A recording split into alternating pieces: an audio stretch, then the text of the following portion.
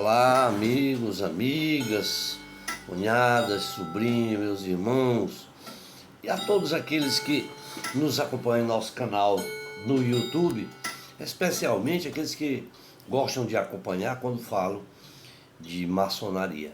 Quando falamos de maçonaria, em nosso último vídeo, nós falamos sobre a superação da maçonaria na época da Inquisição.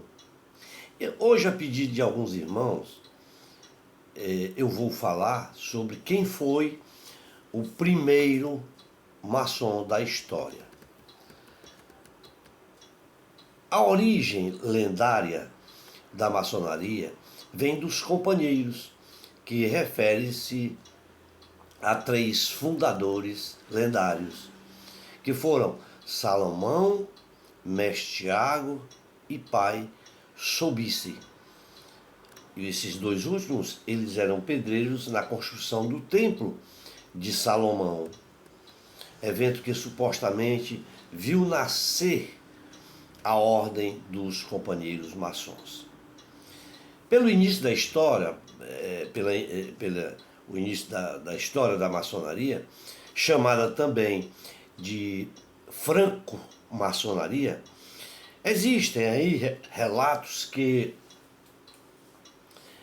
que a sua evolução foi tida como uma sociedade dita maçônica, que se estruturaram de modo discreto e em caráter universal, cujos membros eles cultivavam o aclassismo, o humanismo e os princípios da liberdade, da democracia, da liberdade, da igualdade, da fraternidade, além do aperfeiçoamento intelectual, constituindo-se uma associação iniciática e filosófica, iniciando-se com as suas estruturas que reuniam-se, em que essa estrutura ela reunia-se em células autônomas, designadas de oficinas, ateliês, ou até mesmo chamado de lojas. E todos eram iguais em direitos, honras e independentes entre si. Toda esta origem se deu na Idade Média, considerando-se que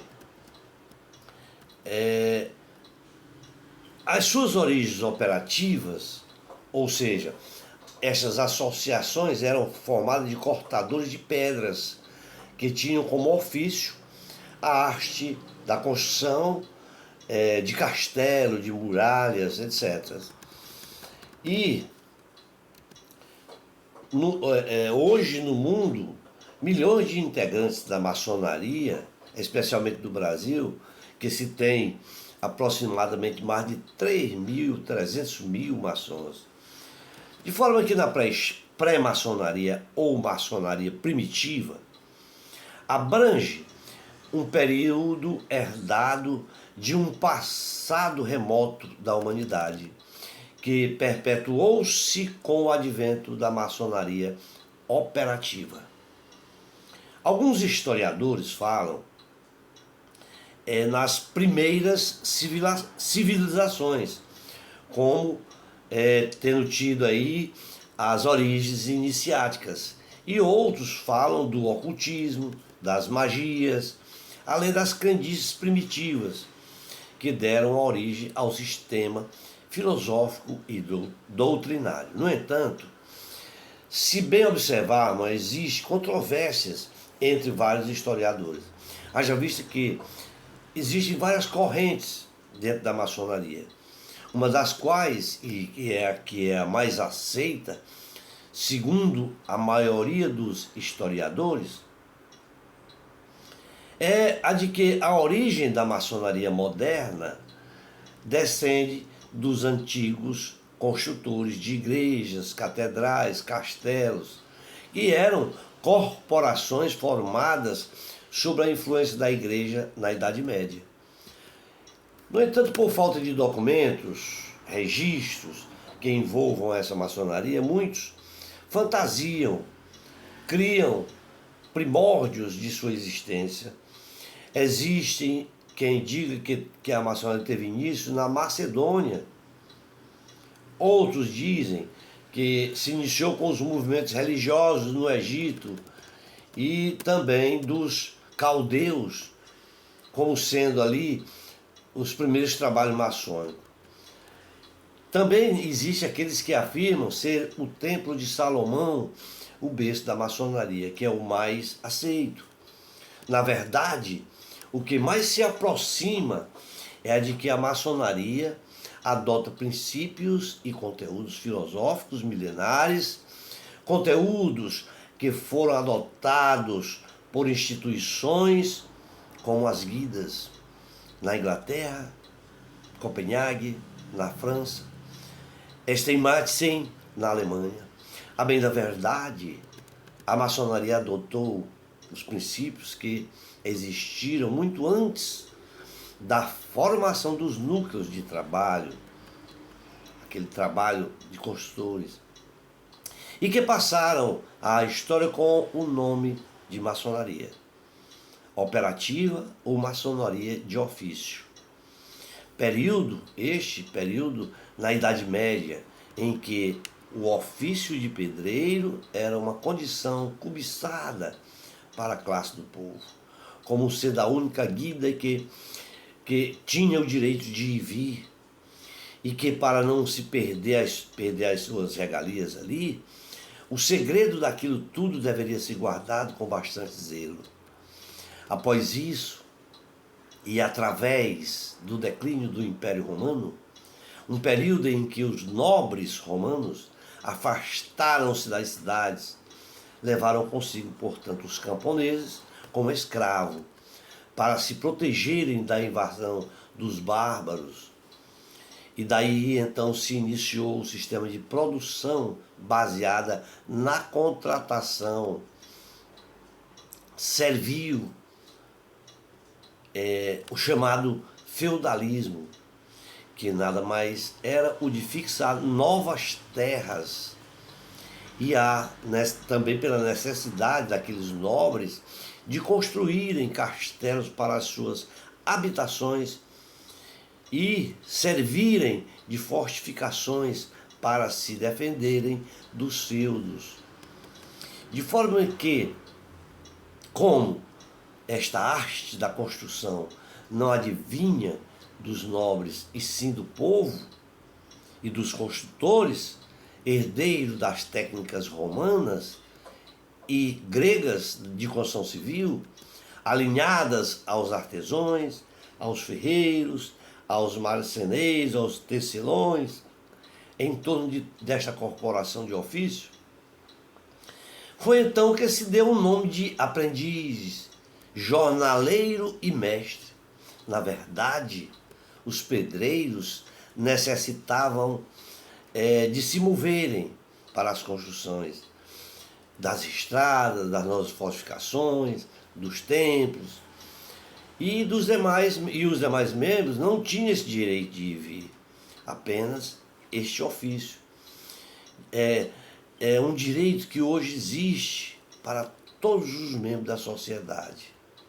De forma que os segredos da construção eram guardados com segurança, com zelo, e isto porque, caso viesse a ser público as regalias que eles tinham, essas regalias lhe eram tomadas. Além de cessar também ali o interesse em popularizar a profissão de pedreiro. Na França, estas regalias elas eram chamadas de companheirismo, que designavam um grupo de pessoas cujos objetivos eram de ajuda mútua, de proteção à educação e também a transição de conhecimento entre todos os seus membros. Foi então aí que, através do compasso e do esquadro entrelaçados, que é um dos símbolos de companheirismo, símbolos adotados e herdados dos construtores e companheiros, como também o martelo, o cinzel, o nível, o fio e o prumo, régua, a alavanca e a espátula, de forma que estas lendas se referem a estes três fundadores lendários, como sendo Salomão, mestre Iago e o pai Soubice, que construíram o Templo de Salomão, evento que supostamente viu nascer a Ordem dos Companheiros.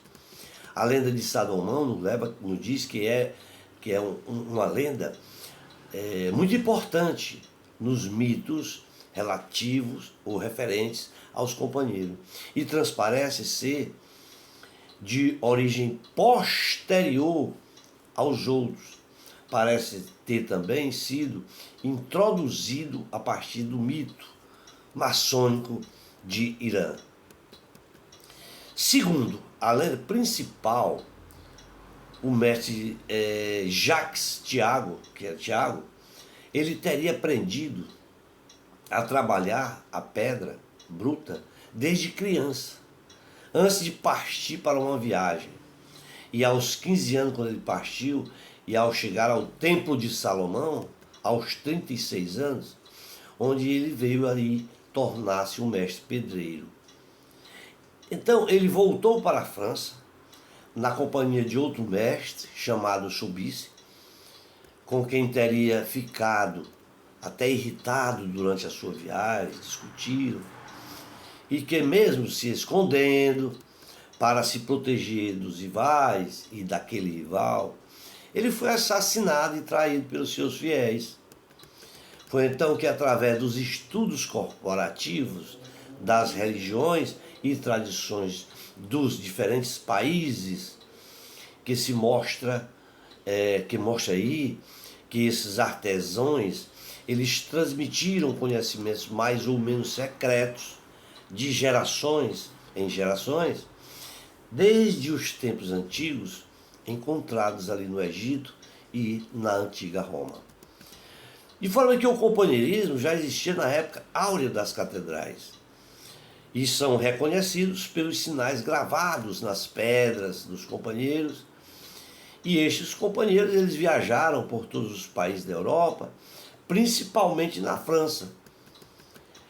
Então, a prática do companheirismo, ele remota do ano de 1420, quando o rei Carlos VI escreveu uma portaria para os sapateiros, e então, foi então que no ano de 1539, através de um decreto, o rei Francisco I da França proibia que essas confrarias de companheirismo, ele proibindo aí essas confrarias, obrigou-as a entrar no clandestino, na clandestinidade.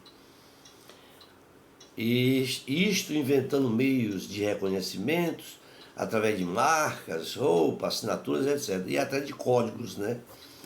Já no período da maçonaria especulativa, correspondente à segunda fase da maçonaria, período em que se utilizava os moldes de organização dos maçons operativos, inventados na clandestinidade, justamente com ingredientes fundamentais, como o pensamento iluminista, ruptura esta com a Igreja Romana e a reconstrução física da cidade de Londres, que foi um berço da maçonaria regular. Essas construções elas foram tornando-se mais raras, e daí então foram sumindo os construtores e o feudalismo. Portanto, foi declinando, dando lugar ao mercantilismo. E, em consequência, houve aí então o enfraquecimento da Igreja Católica, a Igreja Romana, que foi, daí então foi que as classes de artífices formadas por agremiações que mantinham os costumes dos pedreiros nas suas reuniões, mantiveram o respeito ao reconhecimento dos seus membros e isto por intermédio de sinais características daquela agremiação. Já no Brasil, foi fundada a Sociedade Secreta Aeropaga do Itambé. Isto foi fundado por Manuel Arruda Câmara em 1796 e é considerada a primeira loja maçônica do Brasil, tendo mesmo difundido ideias literárias que iriam contra a repressão colonial. Já o GOB, o Grande Oriente do Brasil, através do maior acontecimento da nação e da história, fez com que a independência do Brasil, e logo após o segundo maior acontecimento, o primeiro foi a independência do Brasil, o segundo maior foi a proclamação da República, que teve a influência do grande maçom e irmão Marechal Deodoro da Fonseca. No entanto, segundo José Bonifácio de Andrade e Silva, que foi o primeiro grão-mestre, embora com a existência de maçons nascidos no Brasil e que foram iniciados na Europa, já no século XVIII, as lojas maçônicas regulares só se comprovou no Brasil a partir do ano de 1801, no Rio de Janeiro. Muito embora a maçonaria no Brasil ter iniciado no ano de 1797, momento em que se iniciava a primeira obediência com jurisdição nacional, e o seu principal objetivo era fazer acontecer o processo de emancipação política no país. De forma que os primeiros participantes da maçonaria foram José Bonifácio de Andrade e Silva, que foi ministro do Reino e de Estrangeiros, Joaquim Gonçalves Ledo, que foi um primeiro vigilante. José Bonifácio ele foi substituído pelo príncipe regente Dom Pedro, que era imperador na época. E nesse período foi que Dom Pedro mandou fechar a maçonaria. Já a maçonaria, então, era formada então, por homens importantes e formadores de opinião, iria ter então, a partir da metade do século XIX, uma atuação marcante em diversas campanhas sociais e cívicas da nação. E tal como a extinção da escravatura no país, a lei Eusébio de Queiroz, que extinguia o tráfico de escravo, isso em 1850, a lei Visconde do Rio Branco, lá em 1871, que declarava livre as crianças nascidas de escravas, e muitas outras. O que podemos observar, no entanto, é que durante o período da República Velha, o que houve, foi nesse período que houve uma notória participação do Grande Oriente do Brasil na evolução política nacional, que teve como protagonista vários presidentes maçons, além de Deodoro da Fonseca, Marechal Floriano Peixoto, Manuel Ferraz de Campos Sales, Marechal Hermes da Fonseca, Nilo Peçanha, Venceslau Braz, Washington Luiz e Luiz Pereira de Souza, e dentre outros. Tanto que o GOB, contando hoje com mais de 2.000 ou mais de 6.000 inscritos ativos, sendo reconhecido por mais de 100 obediências regulares no mundo, o Grande Oriente do Brasil é hoje considerado a maior obediência regular e legítima pela Grande Loja Unida da Inglaterra, de acordo com os termos do Tratado de 1935. Já se demanda quase 20 minutos.